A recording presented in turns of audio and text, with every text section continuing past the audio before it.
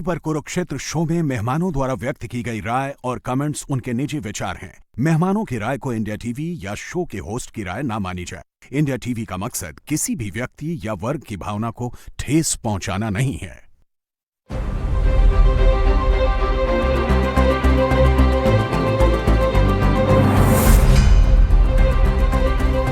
नमस्कार, बहुत स्वागत आपका आपके प्रोग्राम कॉफी पर कुरुक्षेत्र में। व्यूअर्स, मैं हूं सौरभ शर्मा, आपके साथ बातें खुलकर करते हैं, वो बताते हैं जो आपको कोई और नहीं बताता। और आज तो 3-4 मुद्दे हैं ऐसे हमारे पास आपको बताने के लिए।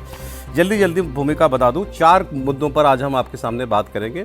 पहला तो ये जो बिल आया है मनरेगा को रिप्लेस करने के लिए, विकसित भारत जी राम जी बिल, इसकी हम लोग बात करेंगे। इसके पॉलिटिकल एंगल पर फिर लोग कह रहे हैं गांधी जी को हटा दिया, कोई कह रहा है रिलीजन कार्ड खेल रही है भाजपा, राम जी का नाम उसमें जोड़ करके, इसकी बात हम करेंगे। दूसरा, वोट चोरी और एसआईआर के मुद्दे पर राहुल गांधी को अब विपक्षी पार्टियों ने बिल्कुल अलग थलग कर दिया। उमर अब्दुल्ला ने कहा ये उनका मुद्दा है, हमारा मुद्दा नहीं है। सुप्रिया सुले ने, शरद पवार जी की बेटी ने, उन्होंने कहा कि इसी ईवीएम से जीत के मैं 4 बार आई हूं, तो मैं कैसे कह दूं कि ये गलत है, तो ये हमारा मुद्दा नहीं है। तो क्या राहुल गांधी जी अब समझेंगे कि ये मुद्दा नहीं काम कर रहा है? ये औरों को समझ में आ रहा है, लेकिन उनको क्यों नहीं समझ में आ रहा? रैली अभी उन्होंने 2 दिन पहले इसी पर की थी। तीसरी बात हम करेंगे प्रशांत किशोर और प्रियंका गांधी की मुलाकात। इस पर हमने बात नहीं की, लेकिन इसके बारे में चर्चाएं बहुत हो रही हैं। क्या प्रशांत किशोर एक बार फिर कांग्रेस के साथ जुड़ के कोई प्रयोग करना चाहते हैं? और चौथा, योगी जी की जो चिंता है उत्तर प्रदेश में कि 4 करोड़ वोटर कहां गया एसआईआर में, जो अब पता लग रहा है 4 करोड़ वो फॉर्म वापस नहीं आए। और उन्होंने कहा ये 90% तुम्हारा अपना वोटर है। अपने कार्यकर्ताओं से कहा तो ढूंढो, इनके फॉर्म भरवाओ। तो ऐसा क्यों हो रहा है वहां पर, इसकी बात हम लोग करेंगे। प्रदीप सिंह जी प्रोग्राम में। सर, बहुत स्वागत आपका। अजीत द्विवेदी जी आ चुके हैं, सीनियर जर्नलिस्ट। अजीत जी, बहुत स्वागत आपका। और हमारे पॉलिटिकल एडिटर देवेंद्र पराशर हमारे साथ हैं। सर, पहले जरा बात कर लें जी राम जी बिल की। और कही दूं, देखिए ब्रेक से पहले इन्होंने प्रोग्राम शुरू होने से पहले गाना आया था, जिनके आगे जी जिनके पीछे जी, अब आगे छोड़ दीजिए। लेकिन हुआ क्या, मनरेगा जो पहले नरेगा था, उसमें फिर महात्मा गांधी जी का नाम जोड़ा गया और वो मनरेगा हो गया। महात्मा गांधी जी के नाम पर चलने वाली भारत की एक ऐसी परियोजना जिसमें ग्रामीण अंचलों में लोगों को रोजगार देने का, 100 दिन का गारंटी रोजगार देने का साल में प्रबंध किया गया। 2005 में ये स्कीम लाई गई थी। सोनिया गांधी जी का ये पेट प्रोजेक्ट था। और उस वक्त जिसको सुपर कैबिनेट या सुपर पीएम जो भी आप कह लीजिए कहा जाता था, वो थी, तो उनका जो एनएसी थी, नेशनल एडवाइजरी काउंसिल, वहां से ये बिल निकल करके आया था। तो ये सीधे सोनिया जी की छाप थी इस बिल पर। तो इसको अब ये सरकार इसकी जगह अपना ये नया बिल लेकर के आ रही है, जिसमें से गांधी जी का नाम वाकई में नहीं है, राम जी उसमें किसी तरीके से एक्रोनिम बना के जोड़ा गया है। तो मुख्य आपत्तियां इसकी ये हैं, गांधी जी का नाम क्यों हटाया? क्या धार्मिक कार्ड खेल रही है इसमें भी राम जी का नाम लेकर के भाजपा? दूसरा, ये रोजगार की गारंटी को कमजोर करेगा, ये विपक्ष कह रहा है। और कि पहले जो है पंचायतें तय करती थी कि हमको क्या काम करना है और किनको रोजगार देना है, अब ये केंद्र सरकार तय करेगी। राज्यों को अब इसका वित्तीय बोझ 40% राज्यों को दे दिया गया है, जो पहले 90% के करीब केंद्र सरकार का होता था, वो 60% होगा। तो बहुत लोग ये कह रहे हैं कि राज्यों की हालत तो वैसे ही खस्ता है, अब उनके पास इस स्कीम का पैसा नहीं होगा तो वो स्कीम लागू ही नहीं करेंगी। तो जो इसका मुख्य पर्पस था गारंटीड रोजगार, वो रोजगार जो है वो लोगों को नहीं मिलेगा। तो पहले यही बात कर लेते हैं जो कि गांधी जी का नाम हट गया, इस पर हल्ला। और आज तो मैं देख रहा था गांधी जी के पोस्टर लेकर सब लोग जो हैं वो एजिटेट कर रहे थे पार्लियामेंट में। किसी ने बताया पुरानी पार्लियामेंट की छत पे भी चढ़ गए थे कुछ आज कांग्रेसी सांसद। तो बहुत और हर तरफ, चाहे कांग्रेस के सांसद हो, समाजवादी पार्टी का सांसद हो, अखिलेश यादव इससे बाद में आए, महिलाएं थी। कांग्रेस वाला जब खत्म हो गया तो उसके बाद में अखिलेश यादव आए, तो वो भी अपना लेके गांधी जी का प्ले कार्ड लेके, कांग्रेस वाले एकदम एग्रेसिव थे ही। और वहाँ से पार्लियामेंट की जो नई बिल्डिंग है उसके मगर गेट से वहाँ से निकल के गांधी जी के स्टैचू तक ये लोग गए हुए थे और लगातार नारेबाजी कर रहे थे।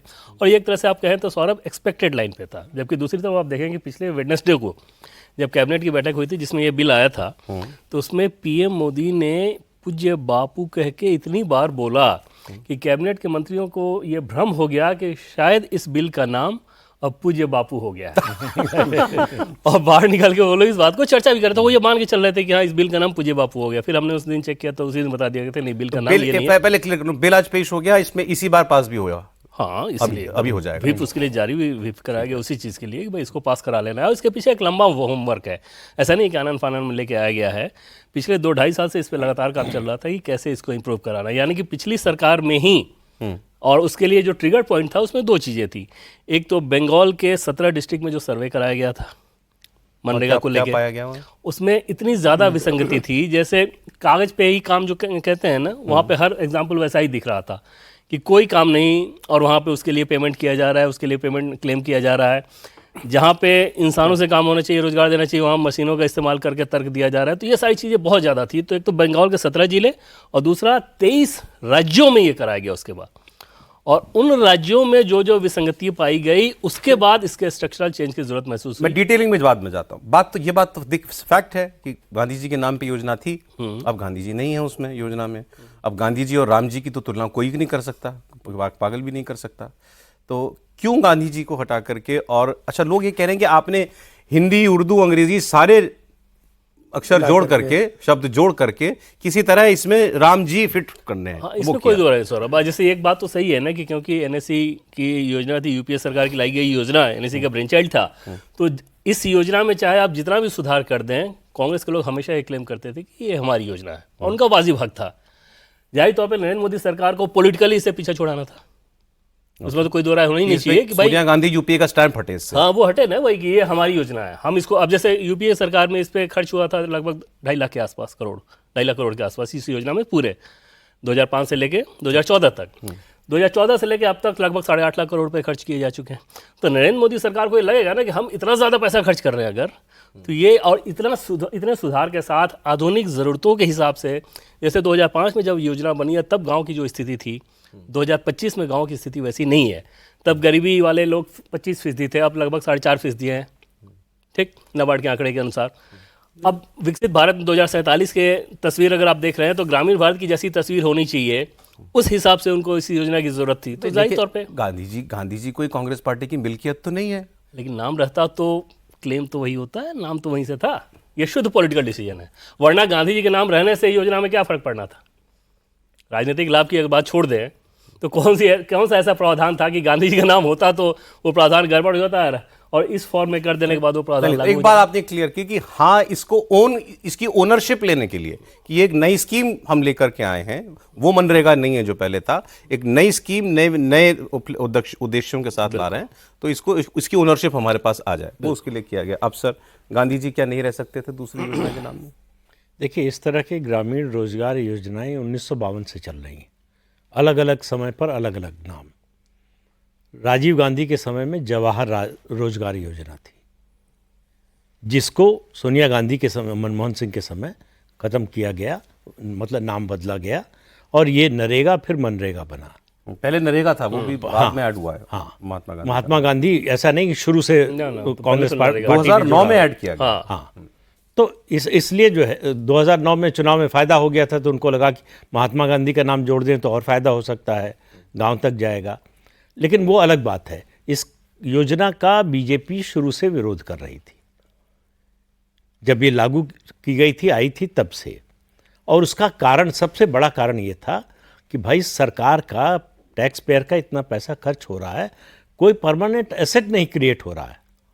आप मिट्टी खोद रहे हैं, गड्ढा खोद रहे हैं, गड्ढा भर रहे हैं। तो नरेंद्र मोदी ने आने के बाद इसमें कई बड़े परिवर्तन किए कि इसको जो है कोई परमानेंट एसेट क्रिएट करने के लिए इसका इस्तेमाल हो। तो पहला शुरू हुआ गांव में जो तालाब पोखर थे जो सूख गए थे, उनको पुनर्जीवित करने के लिए। फिर हर घर तालाब को जोड़ा गया इससे। फिर प्रधानमंत्री आवास योजना जब शुरू हुई तो उस आवास में आप अपना आवास बना रहे हैं तो उसमें अगर आप मजदूरी कर रहे हैं तो वो भी मनरेगा में जोड़ा जाएगा। तो इस तरह से जो है इसको प्रोडक्टिव बनाने की कोशिश हुई। अब इस नई योजना में कहा गया है 4 फोकस एरियाज ही रहेंगे, उन्हीं पे टारगेटेड काम होगा। नहीं, एक चीज़ और बोल दें, जो सबसे बड़ी समस्या आ रही थी वो ये आ रही थी कि मजदूर नहीं मिल रहे थे कृषि के कामों के लिए। इसकी वजह से अब इसको कृषि के कामों से भी जोड़ दिया गया है। वो कहा गया है वो नहीं, वो कहा गया 65 दिन बुआई कटाई के अलग होंगे। वही मतलब उन दिनों में इस योजना का लाभ आपको, या इस योजना के तहत काम नहीं मिलेगा। राज्य सरकारों को अपना बुआई का कैलेंडर जो है, मतलब कृषि का कैलेंडर पहले से केंद्र सरकार को ऐसे कह सकते हैं कि पहले एक तो 100 दिन था, इसको 125 दिन किया इन्होंने, और उसमें वो 65 दिन अलग कर दिए, तो उसमें भी तो काम ही मिलेगा ना। तो वो 125 प्लस 65 दिन नहीं, उन 60 दिनों में मैं कह रहा हूं वो इस योजना से जुड़े नहीं है, लेकिन वो 65 दिन इसलिए अलग किए गए क्योंकि उसमें अलग काम मिलता है लोगों को, और अलग काम मिलता, और जब नहीं करते थे तो किसान की कॉस्ट बढ़ रही थी। मजदूर नहीं मिल रहे थे, ज़्यादा पैसे पे मिल रहे थे, 2 गुना 3 गुना दाम पर जो है मजदूर मिल रहे थे वो भी मुश्किल से पर सर मिल रहे 11 थे। साल यही स्कीम चलाई ना मोदी जी ने। हाँ चलाई तो भाई, कोई भी स्कीम चलाते हैं, कोई भी नीति आप चलाते हैं तो उसमें हर समय उसका पुनर्मूल्यांकन भी तो होता रहता है। ऐसा नहीं कि एक बार स्कीम शुरू कर दी उसके बाद जाके सो गए कि चाहे जैसी चल रही चलने दीजिए। इसमें शुरू में फ़ायदा हुआ तो मतलब हमेशा फ़ायदा होगा। तो उसमें समय के अनुसार, और जो देवेंद्र जी ने बात कही कि ग्रामीण अर्थव्यवस्था की स्थिति बदल गई है। हाँ। जब ये योजना लागू हुई और अब में बेरोजगारी की स्थिति हो चाहे गरीबी की स्थिति हो, दोनों स्थितियों में बहुत बड़ा परिवर्तन आ गया है। 24% गरीबी से आज 4.5% गरीबी हो गई ग्रामीण भारत में। देखिए सौरभ जी, आप बट सर मुझे गांधी जी वाली बात का जवाब नहीं मिला। तो इसलिए जो है गांधी जी का नाम जो देवेंद्र ने कहा, मैं इस बात से सहमत हूं कि वो स्टैंप बनता था कि ये कांग्रेस की योजना है। आप उसमें कुछ भी सुधार करते रहिए, परिवर्तन करते रहिए। इतना बड़ा परिवर्तन, मतलब उस योजना को जो शुरू हुई थी और जो अब है, दोनों की तुलना करना भी मुश्किल है, सिवाय इसके कि ये ग्रामीण रोजगार की योजना है। तो कोई पार्टी क्यों चाहेगी कि जो काम वो कर रही है उसका क्रेडिट किसी और पार्टी, उसके विरोधी को मिले, किसी और को क्या? तो उसमें तो क्या जवाहरलाल नेहरू का नाम हटाया सोनिया गांधी ने, तो जवाहरलाल नेहरू से कोई परेशानी थी या उनका विरोध था? आपने भी वही बात की, उन्होंने बात की, तो क्या गांधी जी कांग्रेस के थोड़ी हो गए? मैं तो ये कह रहा हूं, पूछ रहा हूं आपसे। नहीं, कोई नहीं कह रहा है कि गांधी जी कांग्रेस के हो गए, लेकिन जरूरी नहीं है कि अगर उनका नाम हटा दिया योजना से तो उस योजना पर क्या असर पड़ा, किसके लिए थी, उद्देश्य क्या था? तो गांधी जी का नाम बढ़ाने का उद्देश्य था, उनका प्रचार करना था, या ग्रामीण? दो पर्पज स्कीम के आप लोग बता रहे हैं। एक तो इसकी स्कीम का स्कोप और इसके उद्देश्य जो हैं वही बदल दिए गए हैं पूरी तरह, और दूसरा एक पॉलिटिकल ओनरशिप स्कीम की हमारे पास रहे, उनको क्रेडिट ना मिले। ये देखिए, अब जितनी बातें करनी है हम लोगों को उसके हिसाब से समय कम है, तो सूत्र वाक्यों में ही बात करते हैं। लंबी बात तो कर ली प्रदीप जी ने और देवेंद्र जी ने।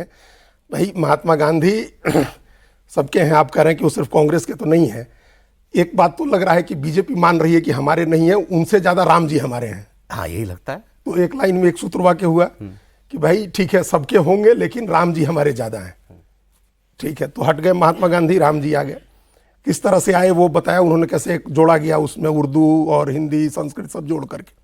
रोजगार और आजीविका, पता नहीं दोनों में क्या फर्क है, कोई विद्वान समझाएगा, लेकिन हमको कोई फर्क दिखता नहीं है। कर दिया रोजगार और आजीविका दोनों है उसी। विकसित भारत गारंटी फॉर रोजगार एंड आजीविका मिशन, दोनों एक ही साथ है। दोनों में एक जैसे एक फर्क तो होता है नहीं, जैसे रोजगार होता है तो आप काम कर रहे होते हैं, जैसे मान लिया आपने बकरी पाल ली, नहीं तो ये रोजगार आजीविका वाला है। नहीं, ये भी मतलब वो भी लाइवलीहुड। देखिए आजीविका जो एम्प्लॉयमेंट इंग्लिश में समझिएगा, तो एम्प्लॉयमेंट और लाइवलीहुड में फर्क ये है। जो योजना है, ये जो योजना है जिसमें जितने पैसे इसमें मिलते हैं वो आजीविका ही है। नहीं, इसमें दोनों चीज है। भाई पैसे तो 200 रुपए मिलेंगे ना, या 250 रुपए ही मिलेंगे ना। जैसे इसमें कोई ऐसा तो है नहीं कि मिनिमम जो न्यूनतम गारंटी है वेतन की वो देने जा रही है सरकार। अरे सर, ये राम जी में आ कहां से आता आजीविका? वही वो नहीं है भाई। आजीविका के लिए भी आप इसके तहत पैसे खर्च कर सकते हैं और रोजगार के तहत भी पैसे खर्च कर सकते हैं, मतलब दोनों प्रोविजन है। देखिए, आप आजीविका का जो बेसिक मतलब होता है उतने ही पैसे देने हैं सरकार को।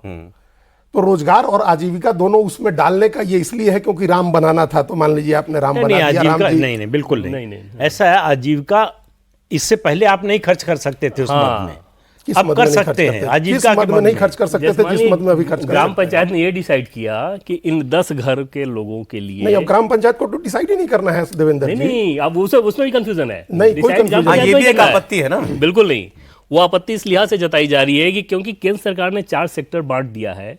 पहला सरोवर, मतलब जलाशय को लेके, दूसरा रूरल इंफ्रास्ट्रक्चर, तीसरा लाइवलीहुड, चौथा अगर कोई प्राकृतिक आपदा है उससे बचाव के लिए कुछ काम करना चाहे तो केंद्र सरकार ने सिर्फ ये कैटेगरी किया है। उसके अंतर्गत क्या काम है? कंपोजिट योजना बनेगी, उसके तहत ग्राम पंचायत वही सर, जो बिल की कॉपी आप देखिए, बिल में ये है कि पैरामीटर भारत सरकार तय करेगी। और पहले जैसा होता था कि ग्राम सभा इनिशिएट करेगी और उसके बाद ग्राम पंचायत इनिशिएट करेगी और ग्राम सभा से मंजूरी ली जाएगी, वो स्थिति नहीं रहनी है इस बिल में।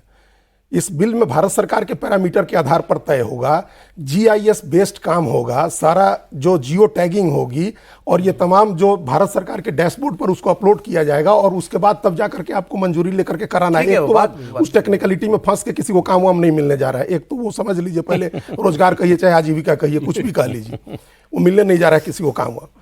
जब ये योजना थी जो महात्मा गांधी नरेगा था, 100 दिन का रोजगार देना था, और ये पिछली सरकार की विफलताओं का स्मारक था, मोदी जी ने कहा तो 125 दिन वाली योजना क्या आपके सरकार की विफलताओं का स्मारक नहीं होगा? जब आप अभी भी जब इतना गरीबी खत्म हो गई तो आजीविका के लिए आपको 125 दिन की योजना ले आनी है। देखिए, अगर इसके धर्मसूत्र मकसद वाक्य बोल रहे समझ, हैं वो यही तो कह रहे हैं कि हम गड्ढे खोदने गड्ढे भरने का काम नहीं कराएंगे, हम एसेट क्रिएशन करेंगे। जैसे जैसे जो इन्होंने देखिए, बोला, बहुत asset- मुख्य काम बता दिए, जल संरक्षण, तालाब और जल संचयन, ग्रामीण सड़क और बुनियादी ढांचा, आजीविका से जुड़े काम जैसे गोदाम और बाजार का काम, और मौसम की मार से बचाव के काम। ये तो चार यही काम बातें। तो और पहले एक भी चीज हो और रहे थे। नहीं, उसमें देखिए जैसे पहले की योजना और इस योजना में सौरभ एक फर्क आप देखेंगे कि पहले की योजना में इस साल पिछले साल में सिर्फ 7.5% लोग ऐसे रहे जिन्होंने 100 दिन काम किया है। सिर्फ 7.5%। पिछले साल हाँ, ये जिनको 100 दिन का काम ये, मिला ये है। तो ठीक बात है, 100 दिन, हर आदमी को 100 दिन काम नहीं करना है। 7.5% टोटल मात्र। जब आप 300 करोड़ दिन ही काम रोजगार क्रिएट हुआ, 300 दिन वर्क डे क्रिएट हुए, तो 300 दिन वर्क डे क्रिएट होने का मतलब है कि अगर हर आदमी 100 दिन काम करेगा तो 3 करोड़ आदमी को मिला। एवरेज अगर 50 दिन काम करेगा तो 6 करोड़ आदमी काम करेगा। ठीक है। तो ये नहीं है कि हर आदमी को उसके योजना के तहत काम मिल रहा है। लेकिन अब भी जो हम सूत्रवाक्य में कह रहे हैं, बहुत विश्लेषण करने का नहीं है, ये राइट बेस्ड था, अब राइट बेस्ड नहीं है। अब आपका राइट नहीं है कि आप काम मांग सकते हैं। क्यों राइट क्यों नहीं है? भाई राइट तो तब होता ना जब आप, पहले था कि राइट बेस्ट था कि 15 दिन के भीतर काम नहीं हुआ, आपको काम नहीं मिला तो आपको बेरोजगारी भत्ता मिले। अभी भी है? नहीं है। आप बेरोजगारी भत्ते का प्रोविजन है? नहीं, आपको कुछ देखिए तो सुन तो लीजिए। हाँ। अब ये राइट बेस्ट कैसे नहीं हुआ, इसके दो चीजें हैं। पहली चीज तो ये है कि भारत सरकार पैसा देगी सिर्फ 60%। स्टेट गवर्नमेंट अगर पैसा नहीं देती है तो जिस दिन भारत सरकार का पैसा खत्म होगा उस दिन काम खत्म। उसके बाद नहीं देगी आप राज्य सरकार पैसा? भाई राज्यों के पास पैसा कहाँ है कि दे देगी? राज्यों के पास है क्या रेवेन्यू जो दे देंगे लोग? 50,000 करोड़ रुपए का एक्स्ट्रा बर्डन स्टेट पर आ रहा है, तमाम स्टेट्स के ऊपर। तो जिस दिन अगर राज्य ने पैसा नहीं दिया, मान लीजिए राज्य मैच नहीं कर सका, तो भारत सरकार का पैसा खत्म हुआ, उसके बाद आप मांगते रहिए, आपको काम नहीं मिलेगा। एक बात है। दूसरा, अगर राज्य सरकार ने मैच कर भी दिया, अपना 40% दे भी दिया, आपने दिया, मान लीजिए पिछली बार जैसे भारत सरकार ने 86,000 करोड़ रुपया दिया, 60,000 करोड़ का बजट था, उसमें रिवाइज्ड बजट में 86,000 करोड़ रुपया हुआ, आपने दे भी दिया, उतना मैच भी कर दिया जो अपना 40% स्टेट गवर्नमेंट, और उससे ज्यादा काम मांगने वाले हो गए, तब भी पैसा खत्म हो जाएगा, तो उसके बाद सारा पैसा स्टेट गवर्नमेंट को देना होगा। एक्स्ट्रा अगर काम हाँ, है तो फिर अगर नहीं देगी स्टेट गवर्नमेंट के पास, एक्स्ट्रा नहीं है, तब तो काम नहीं मिला ना। तो राइट बेस्ड तो नहीं हुआ, राइट बेस्ड नहीं है। और लेकिन दूसरी बात, मेरा सौरभ कहना जी, ही है, मेरा कहना ही डिमांड है। बेस्ड था पहले ये काम, अब सप्लाई बेस्ड हो गया। डिमांड मतलब पहले पहले हम मांगेंगे, हमको काम मिलेगा। पंचायत बताएगी कि मुझे ये नहीं, जरूरत है। आदमी जाके काम अच्छा, मांगेगा, आदमी उसको बोलेगा काम कि- मिलेगा। अच्छा, कि मुझे काम enroll चाहिए कीजिए। तो काम मिलेगा। अब ये डिमांड बेस्ड नहीं है, अब ये सप्लाई बेस्ड है। ये नहीं, कैसे हो नहीं, सकता है? ये भी आप आदमी अलग जाएगा समझ कि रहे हमको हैं। काम दीजिए और काम मिल जाएगा। हाँ, तो ये- यही तो योजना है। बिल्कुल नहीं है ये तो दूसरी क्या योजना है? नहीं, वो नहीं, योजना जितना ये मुझे है। पता है भाई, कि काम वो होगा, तो पंचायत उसके तय लिए करती जो थी है, कि मेरे मैं बता रहा यहाँ हूँ, कि कितने फर्क लोग क्या हैं है? जिनको चाहिए डिमांड काम। बेस्ड और नॉर्मेटिव बेस्ड का मतलब ये हुआ, जो अब हो गया नॉर्मेटिव हो गया है कि डिमांड में कोई बजट फिक्स नहीं होता। जब नॉर्मेटिव बेस्ड आप जाते हैं तो उसमें बजट फिक्स होता है। तो बिल्कुल। सेंट्रल गवर्नमेंट की जो भी स्कीम जैसे होती है तो उसके लिए आप एक बजट फिक्स करते हैं, तो उस तरह से इस योजना के लिए भी बजट नहीं, फिक्स मुझे किया इतना बता जाएगा। दीजिए, और ये अच्छी चीज है। एक गांव में काम होना है, मनरेगा का फंड आया साहब, तो वो फंड से नहीं मतलब अरे होता सुनिए, था पूरी मनरेगा बात को, तो सुनिए, सौरभ जी, यही तो आप लोग नहीं समझ रहे हैं। मैं ये जानना चाह रहा हूं कि एक गांव में 50 लोग एलिजिबल थे या 50 लोगों को काम चाहिए था, हाँ। ठीक है, तो वो 50 लोग कैसे चिन्हित होते थे कि ये 50 लोग हैं? 50 लोग का काम चाहिए, 50 आदमी जा करके कहता था कि हमको काम चाहिए। वही पूछ रहा हूं, वो खुद बताता था हाँ, ना, तो वो अब क्या काम- वो नहीं बोलेगा? अब वो नहीं है, नहीं, अब बोलेगा, लेकिन अगर आपके पास फंड खत्म हो गया तो आप काम नहीं देंगे उसको, तो भत्ता पहले देंगे। फंड- ये सब बेकार की बात। अरे लोग हाथ का अंगूठा, पैर का अंगूठा और जानवर का अंगूठा, मतलब सब कुछ लगाते थे। नहीं, सब फर्जी हो रहा ये था। कोई बात नहीं हुई, अरे फर्जी हो कैसे रहा बात था। नहीं हुई? सर, अब अगर उसकी बात- मॉनिटरिंग होगी, अब उसको जो है गति शक्ति से जोड़ दिया गया है। ये इसका आप ये तो 86,000 इसमें जो करोड़ रुपए की भ्रष्टाचार है, योजना उसको को लेकर कम करने की कोशिश हो रही है। 86,000 करोड़ की योजना को लेकर के उसमें अगर 10-20% का भ्रष्टाचार है जो पकड़ा गया है, उसके लिए भारत सरकार इतनी चलिए, बेचैन अच्छा है। सर, सौरभ आगे जी, क्योंकि बढ़ना, मैं एक आपसे- मिनट, हम खत्म कर रहे हैं, हाँ, हाँ। अभी भारत सरकार ने इस सेशन में बताया है, इस सेशन में, कि 1,70,000 करोड़ रुपए का उसने लोन राइट ऑफ किया है। तो सब ईमानदारी का है कि सब फ्रॉड का है? 1,70,000 करोड़ रुपया, नहीं, और इसका टोटल बजट 86,000 करोड़ है। और अरे इसकी write off बड़ी का क्या मतलब होता है? राइट ऑफ के लिए आपने खत्म हो गया, अलग-अलग रुपया खत्म नहीं कैसे मिल हो रहा। गया? भाई आज तो तक राइट ऑफ पहले का आप कितना रुपया बेसिक मिल सीख रहा है? लीजिए, जो फाइनेंस के बेसिक होते हैं वो समझ लीजिए। देखिए सर, वो राइट ऑफ इसी जो तरह है से वो बेईमानी खत्म हो हो भी गया, नहीं रही होता थी, है। बेईमानी हो भी अच्छा, रही सुनिए थी। तो मेरी बात तब सुनिए, भी क्योंकि ये अभी हम योजना इस स्कीम करोड़ों पर बात लोगों कर को, गांव में करोड़ों लोगों सुनिए, को अजीत जी, राहत दे अजीत रही जी, थी ये अजीत जी, योजना, बात सुनिए। जो अब नहीं दे पाएगी। सुनिए, अच्छा, आपने कहा कि वो फैसला आ रोजगार, गया अब। एक सेकंड, सुप्रीम नहीं, कोर्ट उनकी का। राय है सर, कोई बात नहीं, is entitled to his opinion, कि जो रोजगार गारंटी था, शब्द गारंटी है ना, राइट बेस्ड है, अब गारंटी नहीं रह गई और राइट भी नहीं और रह ये कोई बहुत एफिशिएंट योजना बन गई, ऐसा भी नहीं, ऐसा आप भी नहीं है। नहीं मानते बिल्कुल। और आप ये दोनों बातें मानते हैं कि गारंटी बिल्कुल भी है और मानते हैं एफिशिएंट उस भी है। जो योजना थी उसको बेहतर बनाने, उसमें भ्रष्टाचार कम करने, ठीक है। और जो उसकी वजह से समस्याएं पैदा हो रही थी उनको कम करने की कोशिश की गई। बड़े बड़े लोगों के भी कभी मतभेद हो जाते हैं, क्या नहीं होना ही चाहिए। अगला विषय में मैं आता हूं साहब। देखिए, ये अगला विषय जो है वो साहब है ये उमर अब्दुल्ला का स्टेटमेंट और सुप्रिया सुले का स्टेटमेंट, ये बहुत इंपॉर्टेंट है। सुप्रिया, अभी आपको मालूम है, अभी शुक्रवार को की रैली, शनिवार को की राहुल गांधी की रैली, संडे हो गई, वोट चोरी, राहुल गांधी की रैली पे दिन पे ध्यान नहीं रहता इनको। बड़ी बड़ी बताइए बातें तो। जो है वहां हुई थी, वो तीनों चुनाव आयुक्तों के मतलब नाम ले लेके याद दिलाए गए थे। बड़ी रैली उन्होंने कर ली, आपको दिन भी याद नहीं ये है। परसों की बात है। तो उसमें जो है विदेश गए होते तो याद रहता। उसके बाद सुप्रिया सुले जर्मनी ने वाली ये बात कहा, तो याद रहेगी। सुप्रिया सुले ने ये कहा, पार्लियामेंट में खड़े होकर कहा, मैं ईवीएम पर सवाल नहीं उठाऊंगी, मैं उसी मशीन से 4 बार चुनी गई हूं, मैं इसी मशीन से चुन के आई हूं, इसलिए मैं ईवीएम या वीवीपैट पर सवाल नहीं उठाऊंगी। एक उमर अब्दुल्ला ने कहा कि इंडिया गठबंधन का इस वोट चोरी से मुद्दे से कोई लेना देना नहीं है, हर राजनीतिक पार्टी अपना एजेंडा तय करने के लिए आजाद है, कांग्रेस ने एसआई और वोट चोरी को अपना मुद्दा बनाया है, हम अपने मुद्दे खुद चुनेंगे, ये हमारा मुद्दा नहीं है। ऑपोजिशन क्या राहुल गांधी के इस अभियान से खुद को अलग कर रहा है? तो क्यों कर रहा है? उनको दिख रहा है कि इसमें कोई डिविडेंड नहीं है, इसलिए अलग नहीं, कर रहा है। केवल इसी का मामला नहीं है, आप एक कंटिन्यूटी देखिए, जब से ये गठबंधन बना तब से आज तक इसका जो है न कोई दफ्तर है, न कोई कन्वीनर है, न कोई अध्यक्ष है, न इसका कोई चार्टर है। क्यों नहीं है? बात लीडरशिप को लेकर आई। बाकी पार्टियां कांग्रेस के अलावा कोई राहुल गांधी की लीडरशिप एक्सेप्ट करने को तैयार नहीं थी। कांग्रेस पार्टी राहुल गांधी के अलावा किसी और की लीडरशिप एक्सेप्ट करने को तैयार नहीं थी। तो डिस्टेंस तो वहीं से आना शुरू हो गया था। और जिस तरह के मुद्दे राहुल गांधी उठा रहे हैं उनमें से ज़्यादातर मुद्दे ऐसे हैं जिनसे बाकी दलों को या तो उनकी सहमति नहीं है, या उनके ये रीजनल पार्टीज हैं, उनके स्टेट का मुद्दा नहीं है, उनके वोटर के सामने वो मुद्दा नहीं है। तो इसलिए उनको लग रहा है कि इसमें हमारा कोई फायदा नहीं है। आप बताइए, रामलीला मैदान की इस रैली में बाकी अलायंस के पार्टनर्स क्यों नहीं थे? भाई, अगर ये जो है इस तरह का इतना बड़ा इशू है कि आपको लगता है देश में इससे बड़ा कोई मुद्दा ही नहीं है, तो कम से कम आपको अपने साथियों को तो कन्विंस करना चाहिए था कि भाई आइए, हम इसका विरोध कर रहे हैं, आप हमारा साथ दीजिए। आप अपने इससे अलग से रैली ना कर रहे हो कोई बात नहीं, हमारी रैली में तो पार्टिसिपेट कीजिए। तो वो भी नहीं हुआ। तो आप कह रहे हैं सिर्फ मुद्दा पसंद नहीं, बात नहीं, राहुल जी की लीडरशिप नहीं पसंद। लीडरशिप पसंद नहीं है, और कांग्रेस में भी बेचैनी है कि जो मुद्दे उठा रहे हैं जनता में उनका रेजोनेंस नहीं आता है, तो उसका असर नहीं होता है।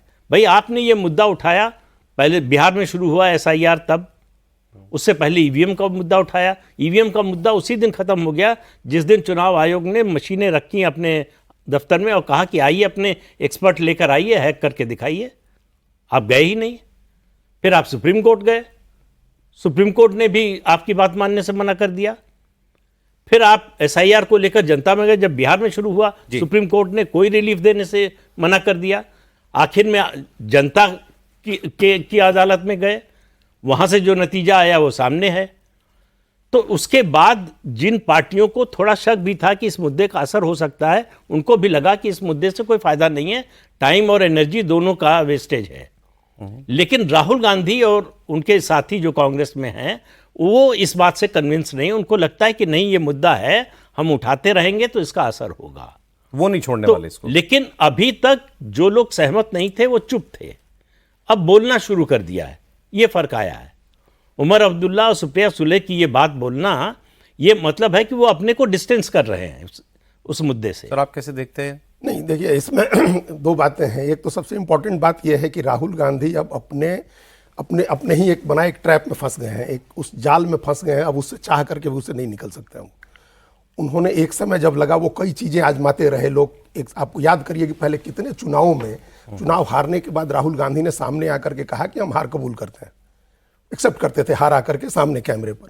फिर उनके सलाहकारों ने उनको समझाया कि भाई ये तो आप कबूल करते करते एक समय ऐसा आएगा कि सब आदमी समझ जाएगा कि आप तो सब हारते ही हैं और हार कबूल ही कर रहे हैं, पहले तो लिख आपको देंगे कौन लोग। नेता मानेगा या पार्टी के साथ कौन रहेगा, कार्यकर्ता और नेता सब छोड़ करके चले जाएंगे। और दूसरा जो आपका कोर ग्रुप है, जो कोर समर्थक ग्रुप है, जो इस देश का मुस्लिम है, जो सबसे ज्यादा वोट करता है कांग्रेस को राष्ट्रीय चुनाव में, उसको उसका यकीन उठ जाएगा आपके ऊपर से कि आप बीजेपी को हरा सकते हैं, फिर वो दूसरे विकल्प खोजेगा। तो एक स्ट्रेटजी के तहत इन्होंने कहा कि अब ये हार का ठीकरा ईवीएम पर फोड़ो, चुनाव आयोग पर फोड़ो, ये इस्टेब्लिश करो कि बीजेपी वोट चुरा करके जीत रही है और वोट चोरी नहीं हो तो हम जीत सकते हैं। ये अपना जो 20% का उनका वोट है, जो 20% उनको वोट मिलता है, उसको यकीन दिलाने के का एजेंडा है कि उनको यकीन दिलाइए कि अगर वोट चोरी नहीं होगी तो आप जीत सकते हैं, तो वोटर आपके साथ बना रहेगा। एक तो एक बात ये है, मतलब राहुल जी को कंफ्यूजन नहीं है कि वो क्यों हार रहे हैं? नहीं, राहुल जी को कंफ्यूज। अब ये धीरे धीरे कई बार ऐसा होता है कि बोलते बोलते आप अपने झूठ पर यकीन भी करने लगते हैं। तो शुरू तो इस बात से हुआ था कि हम लोग को इसको डिस्ट्रैक्ट करना है, हो सकता है कि अब वो अपने इस झूठ पर यकीन करने लगे हों। एक बात तो ये है। दूसरी बात यह है कि रीजनल पार्टी का कोई भी नेता इस बात में उनके साथ कभी नहीं है। जब बिहार में वो एसआईआर की यात्रा कर रहे थे तब भी तेजस्वी यादव उनके साथ नहीं थे। दो ही लोग, सिर्फ 2 लोग ऐसे थे जो इस मामले पर उनके साथ जुड़ सकते थे, उनकी रैली में भी आ सकते थे, जो सचमुच हारे हैं चुनाव, उद्धव ठाकरे और तेजस्वी यादव। तो ये दोनों भी नहीं आए। अब जो बात सुप्रिया सुले ने कही कि हम इसी मशीन से 4 बार से जीत रहे हैं, वही बात तो वो अखिलेश यादव को भी होगा ना कि अखिलेश यादव ने लोकसभा में इतनी सीटें जीती जितनी उनके पिताजी नहीं जीते। 2004 में सबसे ज्यादा 36 सीट जीते थे वो, तो 37 सीट जीत गए वो। तो अब आप कैसे आगे कहिए कि वोट चोरी हो गई? आप तो हारे नहीं, आप तो जीते हैं। विधानसभा में भी आप 47 से बढ़ के 100 सीट से वो भी एसआईआर पर तो है, खैर एसआईआर पर है, चुनाव आयोग के पक्षपात पर है। उन्होंने पार्लियामेंट में जो भाषण दिया उसमें चुनाव आयोग पर पक्षपात का आरोप लगाया, पूर्वाग्रह। ममता बनर्जी कैसे कहेंगी कि हम वोट चोरी हो रही है? वो तो जीती रही है लगातार। स्टालिन चुनाव जीत रहे हैं, 2 लोकसभा चुनाव, 19 का और 24 का और 21 का विधानसभा, तो वो कैसे कहेंगे कि वोट चोरी हो रही है? तो जो रीजनल पार्टनर्स हैं इनके, हेमंत सोरेन 2 चुनाव से लगातार जीत रहे हैं, लोकसभा भी जीत रहे हैं, तो वो कैसे कहेंगे कि वोट चोरी हो रही है? जो जीत रहा है वो थोड़े कहेगा कि वोट चोरी हो रही है। जो हार रहा है उसको कहना था। हार रहे लोगों में से भी तेजस्वी यादव और उद्धव ठाकरे ने नहीं कहा। ठीक है। तो ये दूसरी बात थी। मतलब ये दो, एक तो अपने ट्रैप में वो फंसे हुए हैं, दूसरे उनको किसी भी रीजनल पार्टी का समर्थन इस पर नहीं मिलेगा। हो सकता है जब सब हारे तब मिले, वो अलग बात है।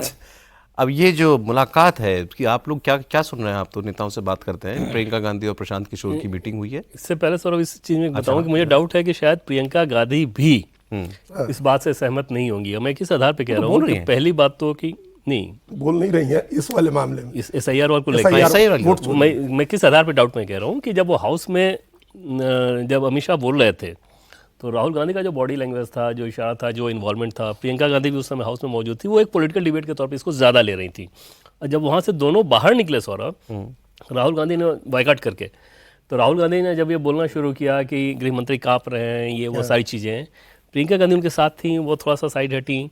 और प्रियंका गांधी के सामने जब माइक लगाया गया तो इनमें से किसी बात को उन्होंने नहीं बोला। उन्होंने सिर्फ इतना कहा कि अगर कुछ ये गलत नहीं कर रहे हैं तो 1 घंटा से सफाई क्यों दे रहे हैं गृह मंत्री। बहुत सतही तौर पे एक सामान्य रिएक्शन। रैली में तो बोल रही थी, रैली में बोली, वो तो बोलना ही पड़ेगा ना वहाँ जाके। बट पॉलिटिकली होता है ना कि अंदर से आप कन्विंस है कि नहीं इस मुद्दे को लेकर। आपको नहीं लगता कि मुझे लगा नहीं कि प्रियंका, उसके पीछे वजह भी है कि प्रियंका गांधी शार्प पॉलिटिशियन है। राहुल गांधी की तुलना में आप देखें तो प्रियंका गांधी बहुत शार्प पॉलिटिशियन है। शायद उनको ये समझ में आ रहा होगा कि इस तरह की बात का जनता में कोई मतलब नहीं। जब आप जीतते थे तो ठीक था, अब खराब हो गया। रह गई बात की क्योंकि वो इलेक्शन में बहुत लोकल लेवल पे इन्वॉल्व रही हैं हमेशा से, तो उनको ये पता है कि इस तरह की विसंगतियां पाई जाती हैं हर कंस्टिट्यूंसी में, हर बूथ पे कुछ ना कुछ केसेज ऐसे होते हैं। उसको इतना बड़ा इशू बनाइएगा तो जनता में इको नहीं होगा। अब बात हो गई मुलाकात की, तो पिछले सप्ताह कांग्रेस के सोर्स का ये कहना है पीके और प्रियंका गांधी की मुलाकात 10 जनपद पे हुई है, तकरीबन 1 घंटे की वो मुलाकात हुई है। अच्छा, अब इसमें समझा जा सकता है कि अगर प्रशांत किशोर बिहार इलेक्शन के बाद अगर प्रियंका गांधी से मिलने आ रहे हैं, तब सवाल ये है कि प्रशांत किशोर के पास ऑफर करने के लिए क्या क्या है। सिर्फ चाय पीने तो नहीं गए थे? निश्चित तौर पे नहीं। और 1 घंटे के लिए अगर आप मिल रहे हो तो जो ऑफर कर सकते हैं वो तमिलनाडु, वेस्ट बंगाल, इस तरह की चीज़ें वो ऑफर कर सकते हैं कि हम क्या क्या मदद करा सकते हैं या कैसी चीज़ें कर सकते हैं।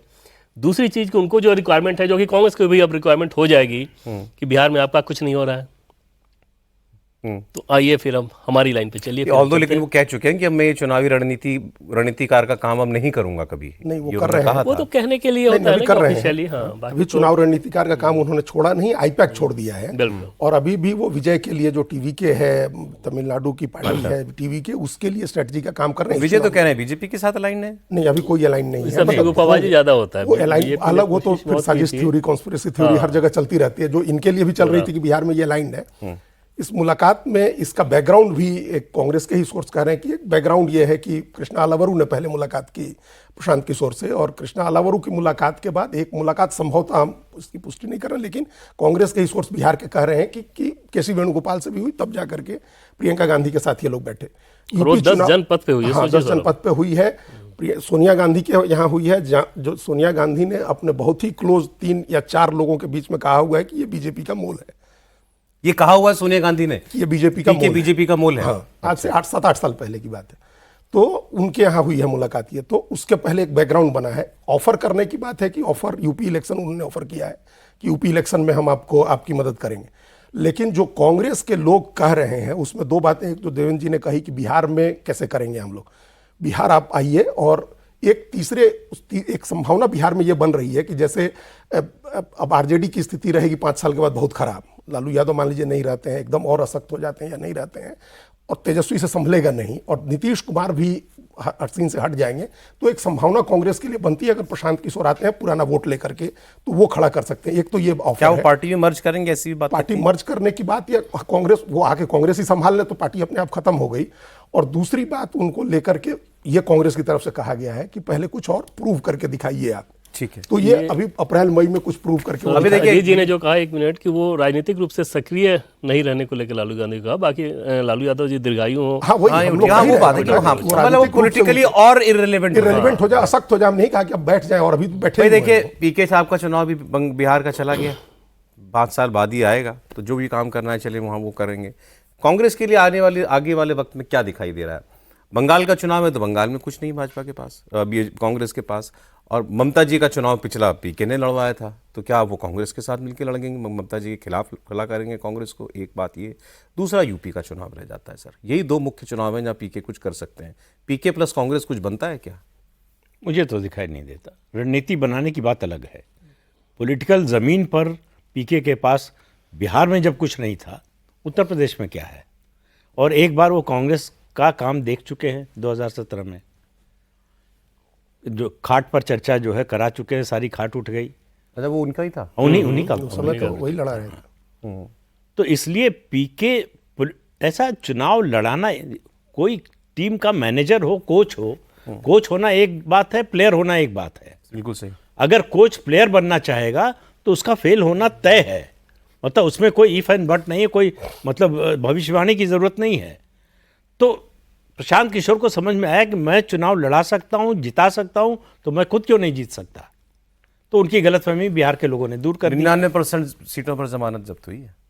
मैंने आपसे उस समय कहा था 2 चीज़ें देखेंगे, एनडीए 2010 के कितने करीब पहुंचता है और प्रशांत किशोर के उम्मीदवारों की कितने की जमानत बचती है। नहीं तो वो क्या ऑफर कर सकते हैं, मैं तो ये समझना चाह रहा हूँ। वैसे ही हम लोग स्ट्रेटेजी के अलावा उनके पास ऑफर करने के लिए कुछ नहीं। स्ट्रेटेजी कुछ बनाएंगे भाई, स्ट्रेटेजी आप बना सकते हैं अच्छी से अच्छी, लेकिन उसको इम्प्लीमेंट कौन करेगा? ठीक है, ठीक है। तो देखते हैं, अभी खबर डेवलप होगी आगे और पता चलेगा क्या बात हुई, कोई ना कोई तो निकल के बताएगा। सर, अब ये जो योगी जी ने कहा कि ये जो 16 करोड़ वोटर थे, 12 करोड़ ये SIR के बाद फॉर्म आए हैं, ये 4 करोड़ वोटर कौन है, ढूंढो बूथ बूथ पे जाके, और उन्होंने कहा कि यार 85-90% हमारा वोटर है, ये मान के जाओ, वोटरों को ढूंढवाओ। तो क्या वाकई कुछ बीजेपी के साथ कुछ SIR में कुछ खेल हो गया क्या? नहीं, खेल नहीं हो गया। लोग जो है वो एक तरह से उदास हो गए हैं, आप कहें, या अनमनस्य हो गए हैं। इलाहाबाद की खबर है मुझे, पूरे प्रदेश की नहीं है।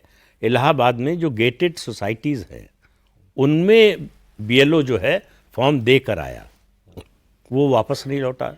2 दिन 3 दिन 4 दिन लगातार गया, कल आना, परसों आना। कुछ लोगों ने कहा हमारा फॉर्म खो गया। तो लोगों को अपना वोट बनवाने की चिंता ही नहीं है, ऐसा ही लग रहा है, या उनको लग रहा है कि बाद में हम जो है ऑनलाइन अप्लाई करके बनवा लेंगे। कारण जो भी हो, लेकिन फॉर्म ऐसे लोगों के नहीं आ रहे हैं जो पढ़े लिखे हैं, संभ्रांत लोग हैं, आप कह सकते हैं मिडिल क्लास के लोग हैं। गरीब आदमी के साथ ऐसा नहीं बीजेपी हो का ही रहा। वोटर है ना मोटे मोटे तौर पर। मोटे तौर पर तो ये मानना चाहिए, शहरी वोटर बीजेपी का माना जाता है, मिडिल क्लास बीजेपी का माना जाता है, तो बीजेपी का ही मानना चाहिए। तो ये इसलिए जो है पूरी पार्टी, मुख्यमंत्री ने कहा सारे जिलों में जाइए, अपने लोगों से बात कीजिए, बीएलए और बीएलओ से बात कीजिए, और जिन लोगों के फॉर्म नहीं लौटे हैं उनको अप्रोच करवाइए कि वो फॉर्म भर के जो है लौटाएं। तो कह रहे हैं 2 हफ्ते का एक्सटेंशन इसीलिए एक चुनाव आयोग ने दिलाया है इनको, बीजेपी ने लिया है उनसे। नहीं, वो तो उससे पहले हो गया था और कई राज्यों के लिए हुआ, केवल उत्तर प्रदेश के लिए हुआ। But this is a problem for BJP. निश्चित रूप से ये प्रॉब्लम ऐसा है सौरभ की, एक वीडियो कॉन्फ्रेंसिंग में योगी आदित्यनाथ सभी जनप्रतिनिधियों के साथ अपने थे, मतलब एमएलए और सांसद के साथ, तो उस वीडियो कॉन्फ्रेंसिंग में उन्होंने इस बात को कहा कि आप लोग क्योंकि शादी ब्याह का इस तरह का मौसम चल रहा है तो उसमें ज़्यादा व्यस्तता दिखा रहे हैं, उसके बजाय वहाँ जाने के बजाय इस पे ध्यान दें क्योंकि इस पे मेहनत करने की बहुत ज़्यादा ज़रूरत है। और ये सभी नेताओं को उन्होंने बाकायदा, अब सोचिए मुख्यमंत्री की तरफ से इस बात को कहा जा रहा है तो वाकई कितना गंभीर मामला रहा होगा। और ये 4 करोड़ वाले आंकड़े के आने से पहले उन्होंने ये बात की, पिछले 5 तारीख के आसपास की वो बैठक। तो अंदाजा हो गया था, ये अंदाजा हो गया था कि फॉर्म वापस नहीं आ रहे हैं, ये वो पेस नहीं है। और इसका एक कारण ये भी है, बिहार में सारे आंकड़े आ गए या बंगाल में आ गए, वहाँ जहाँ जहाँ चुनाव है वहाँ लोग बड़े प्रॉम्प्ट हैं। जहाँ चुनाव भी 2027 में है तो जो कहा प्रदीप जी हाँ, ने, ये भी एक वजह हो वो सकती है। प्रॉम्प्टनेस नहीं है कि बाद में भी ऐड करवा लेंगे। अभी वो alertness नहीं है, उतना प्रॉम्प्ट नहीं है लोग कि एकदम जमा करके और नहीं तो वोट कैसे डालेंगे, वो वाली सोच अभी नहीं है। तो आज हमने 4-5 विषयों पर बात कर ली तो सर ठीक रहा। तो बड़े लोगों की बहस भी सुन ली हमने तो नहीं भाई, हम बड़े नहीं हैं। बड़े लोग हम तो बहुत शुक्रिया सर, प्रोग्राम में आए प्रदीप जी, अजीत, बहुत बहुत धन्यवाद, बड़े- बहुत शुक्रिया आपका। आज इतना ही कॉफी पर कुरुक्षेत्र में।